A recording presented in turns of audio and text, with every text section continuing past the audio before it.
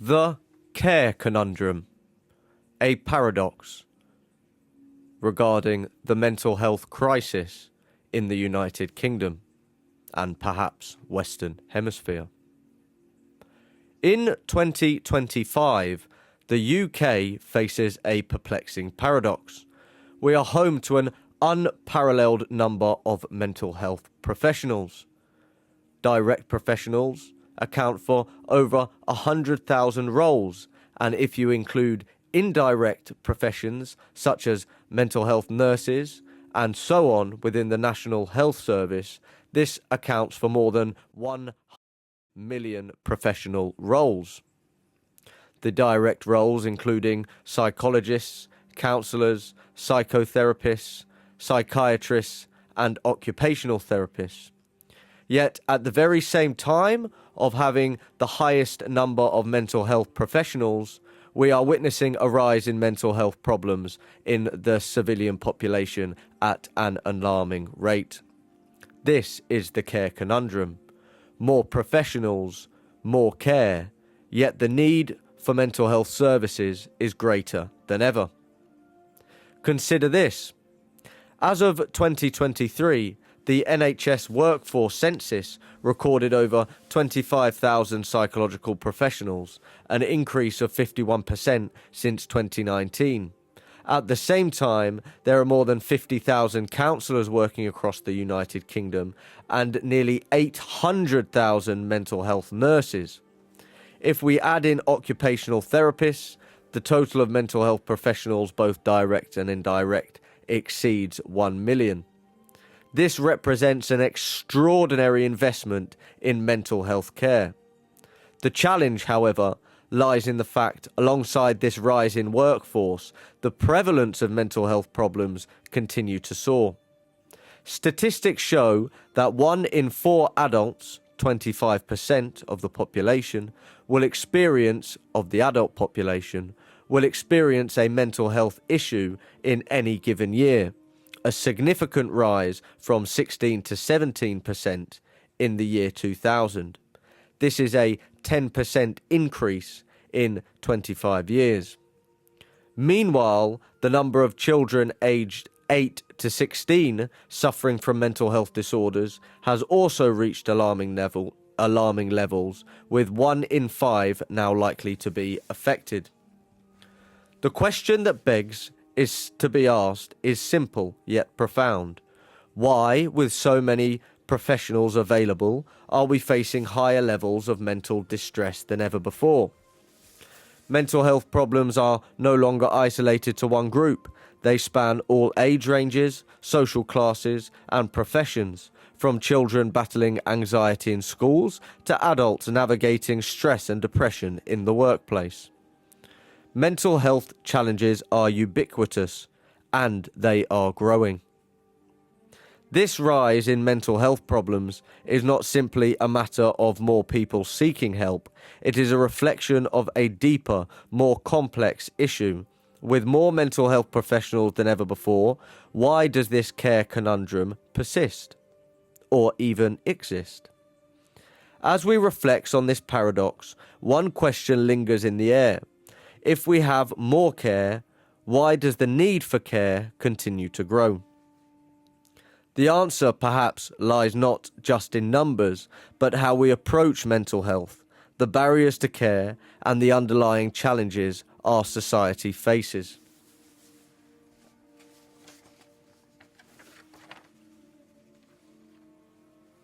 Potential reasons for the care conundrum. This care conundrum may stem from several factors. One key element is the improved identification of mental health problems, with better diagnostic tools, more trained clinicians, and a greater public awareness. Mental health conditions are now identified more readily than ever before. People who may have once suffered in silence are now able to access support, receive a diagnosis. However, with greater visibility comes a more pronounced demand. There's then the role of incentivization. In some cases, societal shifts particularly the rise of diversity, equity, and inclusion culture, may influence individuals to seek diagnosis. Benefits such as financial support or academic support, social advantage, or even inclusion in certain groups can act as a motivating factor for some to come forward with mental health claims. A diagnosis in certain instances can offer both tangible and intangible rewards. Finally, the stigma surrounding mental health has significantly reduced. Once the fear of being sectioned or institutionalized or of facing severe social consequences kept many individuals experiencing mental health concerns silent. The cultural weight of mental health illness or concerns or experience has lifted, allowing more individuals to seek help without the same level of fear or shame. Therefore, we can state perhaps identification, incentivization, or destigmatization has perhaps led to the increase in mental health concerns within the United Kingdom and perhaps Western civilization. The mental health and wellbeing charity Mind puts forth recommendations to help mitigate and tackle the mental health crisis within the UK. Mind is an organisation dedicated to improving mental health care. Their report suggests 4 recommendations to focus on. 1. Ensuring people with mental health problems, issues, concerns, get quality care in a timely manner. Support. 2. Supporting young people with their mental health, addressing developmental challenges. 3. Tackling mental health stigma and discrimination, specifically by implementing the patient and carer race equality framework. 4. Dealing with the social factors that affect mental health, with particular focus on social and environmental challenges. Notice, recommendation 3, first of all, highlights destigmatization, which, as we've already highlighted, has reduced significantly since the Mental Health Act, for example, in which it was illegal to suffer from mental health conditions and would lead to institutionalization, such as bedlams, for example. Notice recommendation 4 requires a focus on social and environmental changes or challenges. This draws attention towards the biopsychosocial model. To clarify, recommendation both 3 and 4 highlight that the responsibility of mental health care or one's own mental health is outside of themselves and relies in perhaps society or the culture being at fault. Let's turn and explore the biopsychosocial model. The biopsychosocial model, a prominent approach to mental health that emerged in the late 20th century, posits that mental health is the result of an intricate interaction between 3 distinct but interconnected domains: biological, psychological, and social factors. The biological component focuses on the genetic and physiological aspects of how our brains and bodies influence our mental states. The psychological element considers how our thoughts, emotions, and behaviours shape our mental health. And the social aspect emphasises the impact of external influences on our environment, relationships, and socio-cultural context. At first glance, this model seems holistic and comprehensive. It suggests that mental health issues cannot be understood through a singular lens, whether biological or psychological, but rather as a dynamic interplay between all 3. In theory, this should lead to a more accurate and effective approach to treatment and care. However, within the context of the care conundrum, this model presents a deeper, perhaps more troubling consequence. By focusing on external factors, as highlighted in the recommendations by Mind, biological imbalances, psychological trauma, or social inequities, the biopsychosocial model inherently shifts the responsibility of mental health away from the individual. It directs attention towards external sources such as genetics, upbringing, and social pressures, leaving little room for the individual to reclaim control over their own mental health and well-being, and promote autonomy within the self. This external focus may inadvertently diminish personal autonomy, creating an environment where individuals may feel as if they are the products of their circumstances rather than active agents in their own lives. It can lead to a significant reduction in the likelihood of developing an internal locus of evaluation, the belief that one has the power to influence and control their own mental health through personal choices, behaviors, and self-reflections, thoughts, feelings, behaviors, and autonomy across all three. In practice, this means that people who experience mental health challenges may come to view themselves primarily as passive recipients of care, dependent on external factors such as medication, therapy, or social interventions. As a result, they may increasingly look towards the system or even society at large for solutions, rather than looking inward with introspection to their own capacity for resilience, growth, or change. This shift is particularly concerning in the context of the care conundrum. It suggests that the more professionals we add, the more we risk fostering a system that disempowers individuals rather than empowering them. This very framework designed to help may inadvertently make people feel more dependent, less capable of taking control over their own lives, and less likely to cultivate the internal strength required to overcome mental health challenges on individuals' own terms. Ultimately, while the biopsychosocial model has certainly helped shape modern mental health care by broadening our understanding of mental health, it is essential to ask whether it is also contributing to a system where external forces, rather than the individual's agency, are seen as the primary drivers of mental well-being. And if this is the case, then perhaps the paradox of the care conundrum is not simply about an overabundance of professionals, but a fundamental shift in how we view and address mental health in the modern world. There is an undercurrent of the difference or distinction between determinism and free will. Human beings are capable and possess agency. This can be seen in Descartes' coined term, I think before, therefore I am, cognito ergo sum. As free thinkers and beings with agency, we have choice and are not merely a product of our environment in a deterministic element. While the Mind recommendations may provide helpful guidelines, they do not solve the fundamental paradox we are facing, and may perhaps exacerbate the issue. They treat symptoms, but do not address the core of the issue. To truly understand the root cause of this paradox, we must look beyond contemporary solutions and towards history. We must look back towards a simpler time in humanity's existence to learn from the past.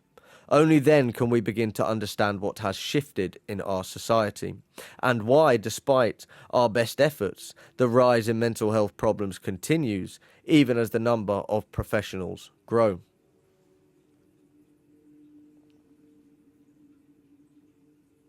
Looking back for answers, solutions in our history.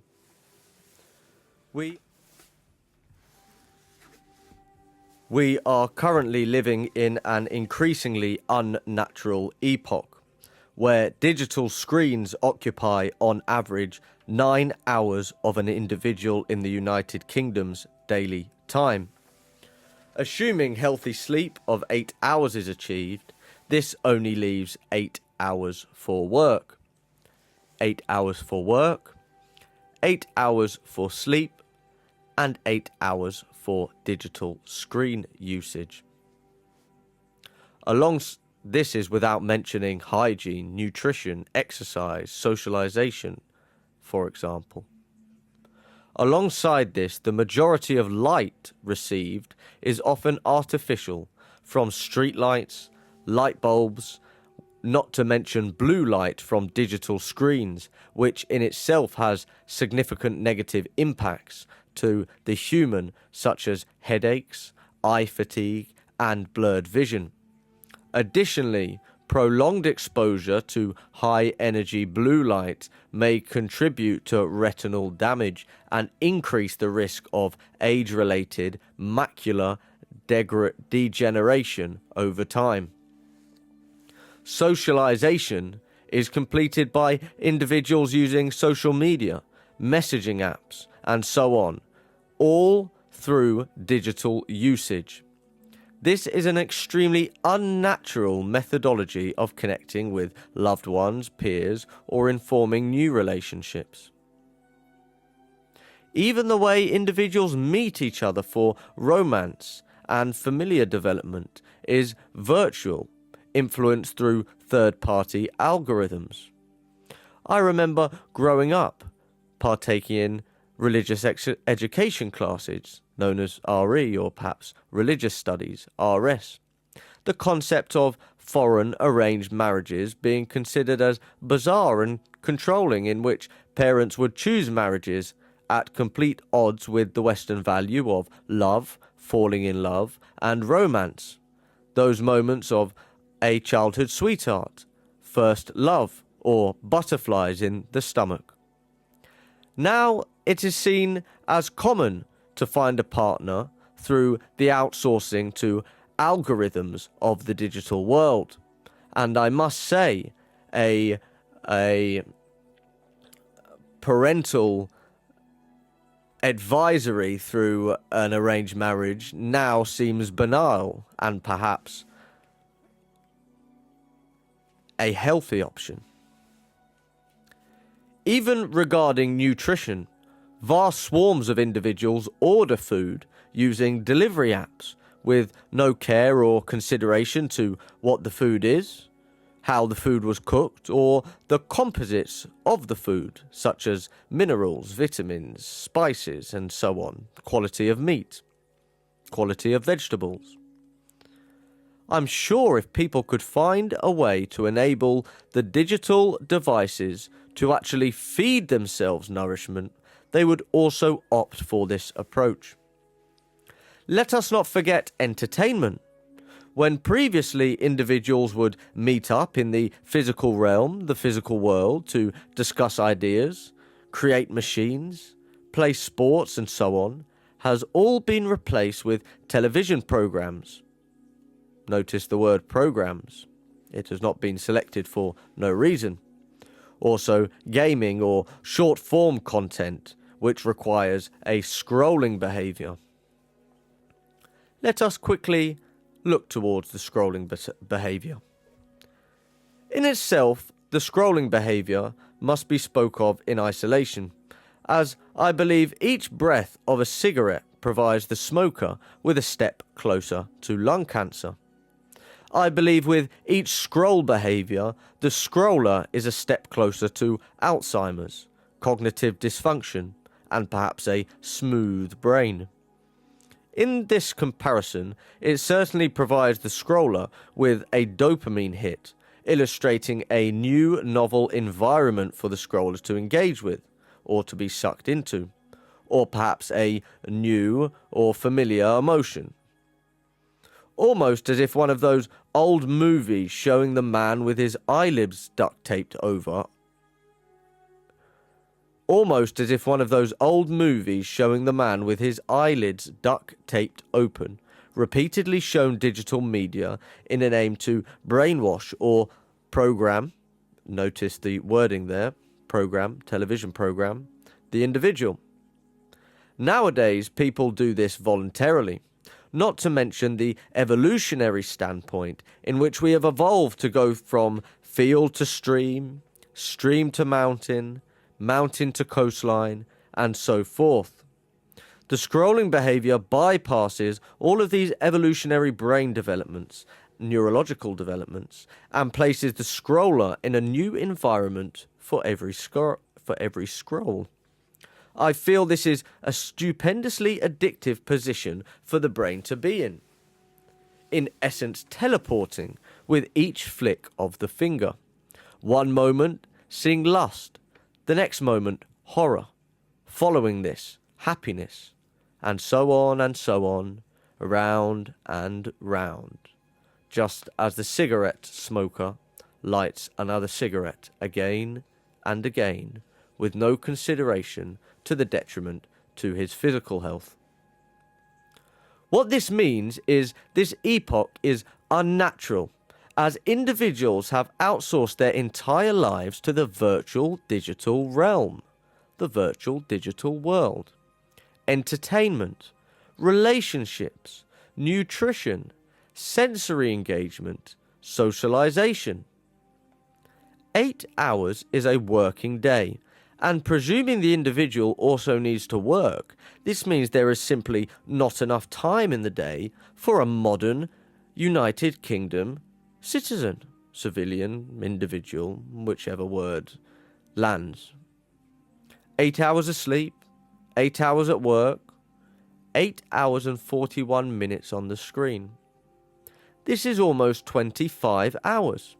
And the last time I checked, we still lived on planet Earth and not planet Mars, which would accommodate the additional hour. Therefore, it can be said, without delving too deep into any argument, that individuals are likely to experience mental health concerns in this day and age because they are simply tired and do not have enough time in the day to both be in the physical world and the digital world. It can often be said doing 2 tasks at once is often worse than just taking time and consideration to completing 1 task. However, this is not the crux of what I feel the care conundrum, the mental health crisis paradox, boils down to, and I shall outline it here for you, in the words of Seneca, written in letter CXXII,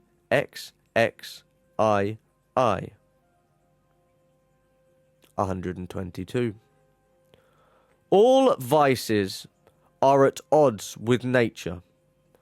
All abandon the proper order of things. The proper order being the natural world, of which we are integral, and she is integral to us. The youth of today like to use the word environment rather than nature, as if it was something external to us human beings. But that is not the case. We are as much natural as the cycles of water, volcanic lava creating land, or the fauna and flora. We are carbon-based life forms. For if you place a fish on land and a lion in the ocean, neither will be able to function to its optimal level, and I dare say would experience not only mental health distress, but likely physical distress also. The fish suffocating and the lion drowning. Therefore, we can state the influx of mental health concerns must arise from the unnatural living of individuals, specifically in the United Kingdom and Western civilization. However, it would be said the mental health professional would be coming to the aid, the support of this crisis, assisting these individuals back to natural living. Absence from screens in the virtual realm, in a way the doctors support absence for drink for an alcoholic, or absence of drugs for an addict. No, no, no. This is not the case.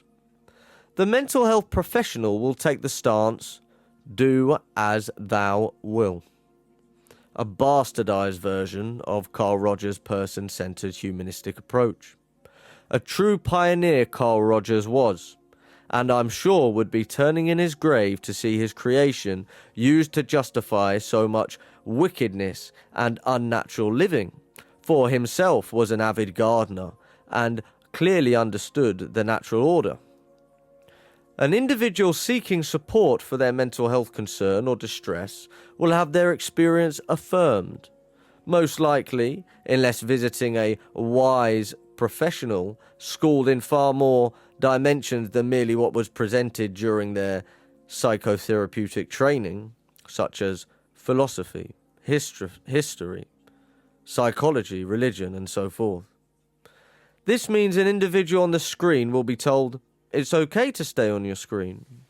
An individual with gender dysphoria will be told it's okay.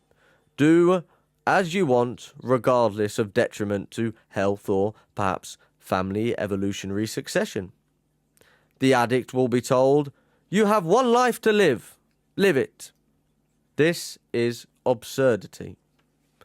I quote Seneca here again. A sick man who is encouraged to live in a reckless manner by his doctor has no hope of getting better.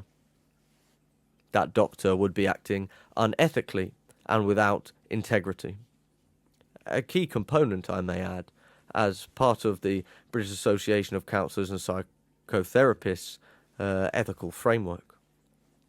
And perhaps it's a shame this integrity factor is perhaps overlooked in today's age.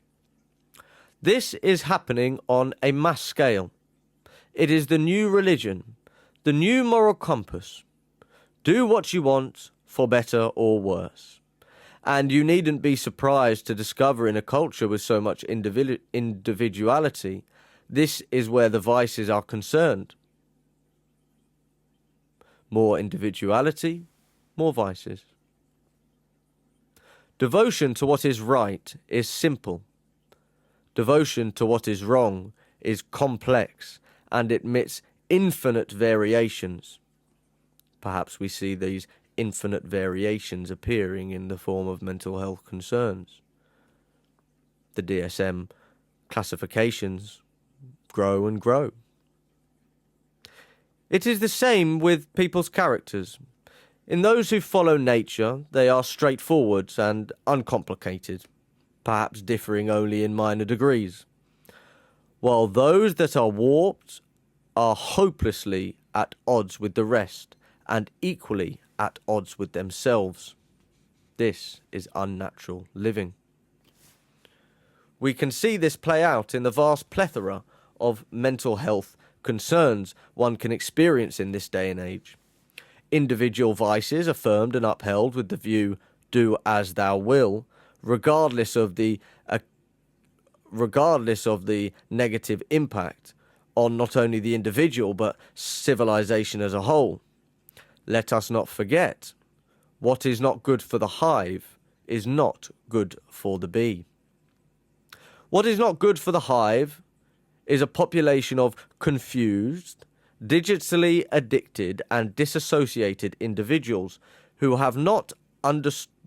do not have an understanding of what clothes to put on, let alone how to allocate their time in order to live a fruitful and well-ordered life.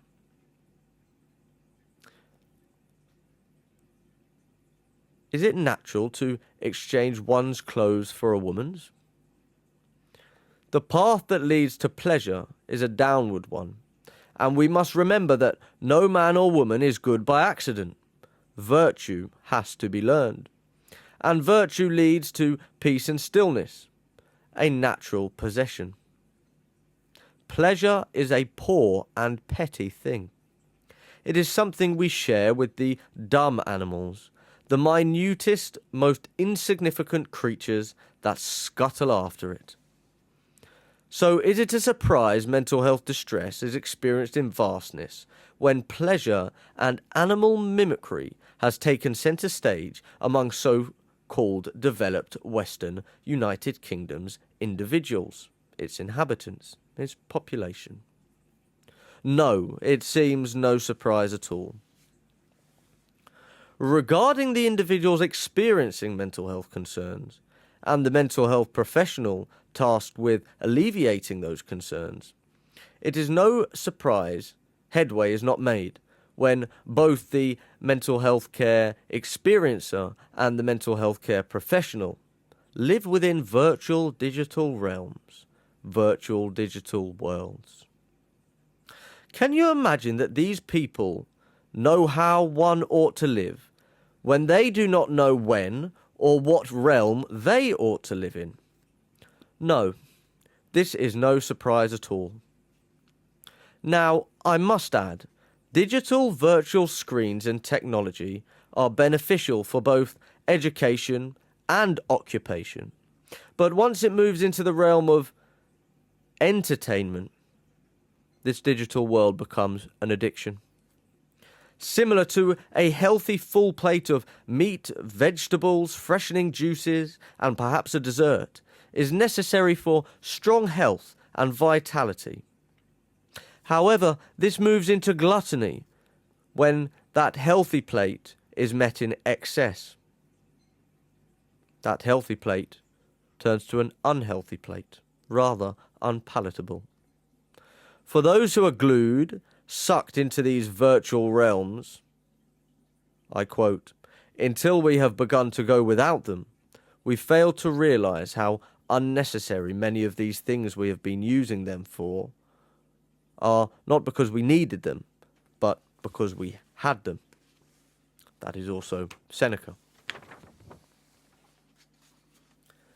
Therefore, we can attribute the care conundrum, the mental health crisis paradox in the United Kingdom or Western civilization, to levels of I.E., high levels of mental health concerns despite high levels of mental health professionals, to the fact that both the mental health experiencer and mental health professional are both living unnatural lives, addicted, glued, or shackled to their digital or virtual realm, to the point all vision's faculties have been lost. Similar to those tied up watching shadows on the wall inside Plato's cave.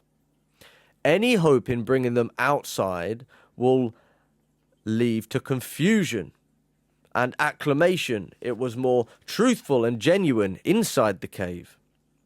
Just as an addict wishes to be in the realm of opium when taking a step towards cleanliness. This conundrum subsequently started due to a human herd mentality, a mere following of the other.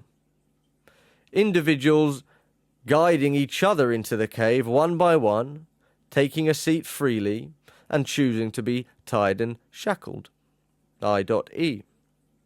Instead of being set to right, to see reason, they have been seduced by convention.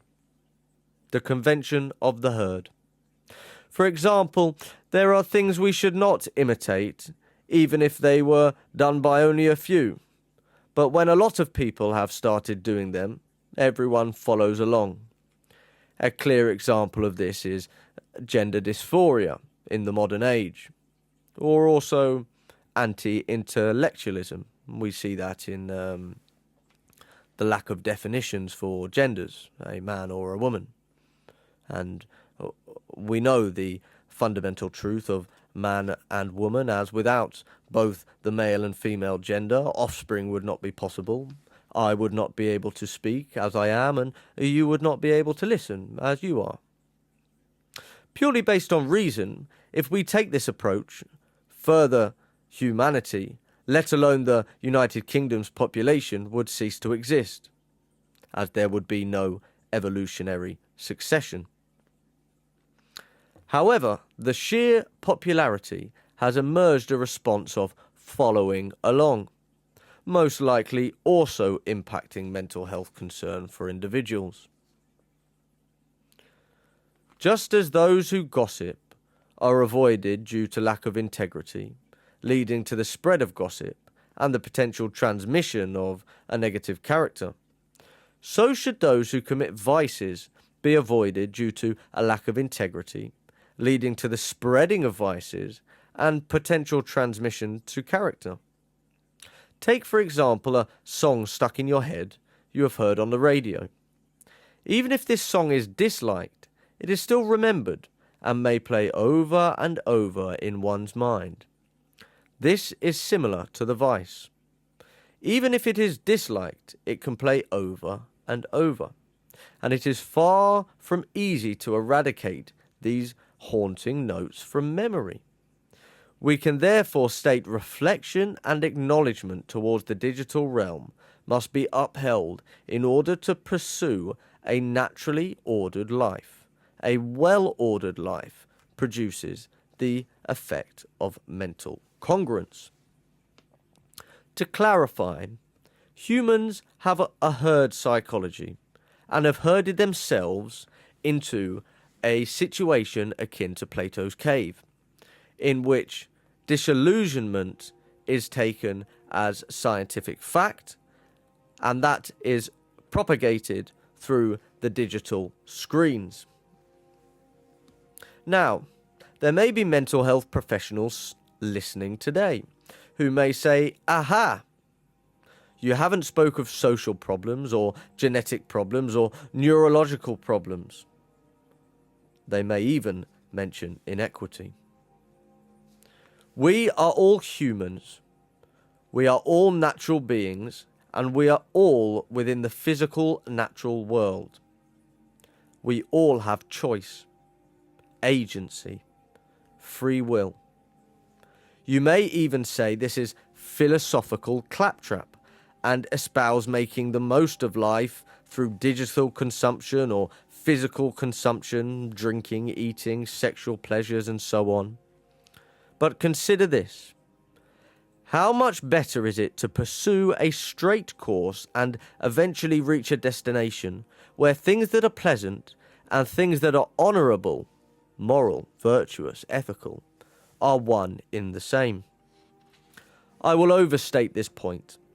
Natural living must not just be learnt, but learnt with the heart. Philosophy and therapy have no excuse to supply vice with excuses.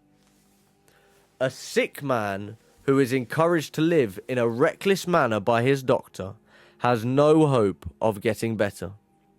Please reflect on a natural and unnatural way of being. It is most unnatural to do as thou will, as we all exist inside nature, and we are not separate for her. If we pursue this path of living, we will find ourselves in distress, as we are natural. The natural world and natural living is where and how we belong. Therefore, to summarize, we do have a paradox within mental health and well-being. Individuals in the West, specifically the United Kingdom, do not live natural, well-ordered lives and outsource their own self into the virtual realm, which has become akin to Plato's cave, in which their senses for the natural world have become dulled, producing an outlook of do as thou will, which is fundamentally individualistic and a cultivation zone for vices. Vices are no good for the individual and subsequently no good for the population. This outsourcing to the virtual world is taken up by both mental health experiencers and mental health professionals, leading to both the experiencer and professional submitting to the same unnatural living and reinforcement that living unnaturally is natural. This proliferates the care conundrum. To solve this conundrum, individuals must leave their cave and unshackle their feet. Turn off the screens. The individual must readjust their eyes to the natural order. The individual must realign their morals and their values to that of the natural world. This may take time for the individual and may be a most unpleasant experience depending on the amount of time spent in the cave, watching the shadows flickering against the wall. This may be increasingly more difficult if individuals have spent over 8 hours a day on their screen, most likely since the beginning of the coronavirus, which began 5 years ago from now. late stages of 2019, 2020. It is now the early stages of 2025. This is because when staring at an illusion for so long, it appears as if it is the real thing, and the real thing appears as if it is an illusion. The individual may have become so accustomed to the digital world, i.e. social media, news or entertainment, it may be difficult to recognize the real world and real truths, such as a man or a woman, the most glaring example. Once the readjustment occurs, distress will alleviate merely as a byproduct of bringing the self back into the natural world and away from the digital world, out of the cave, back into nature.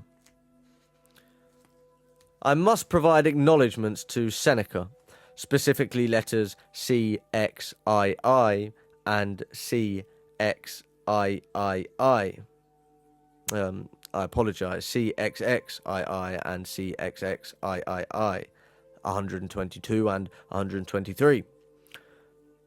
I have provided direct quotes from him within this discussion. I love all of humanity and wish for distress and psychological pains to be removed from all those seeking illumination. Nature is us, and we are nature. The environment is something we run experiments and tests within, external from, not integral to. I feel sympathy for those in towering metropolis like London, and perhaps if I were to live there, I would also want to escape and inhabit a virtual realm of my own choosing. However, the easy way out never helped anyone. One day, our time will come to transform, transfigure, transmutate into the next form, just as the natural order demonstrates. Until that time comes, and we reach the flux of the universe, let us be human and live naturally as humans. The care conundrum. A mental health crisis, a paradox for the United Kingdom and Western world. The 18th of the 1st, 2025. Philosophy as therapy. 01.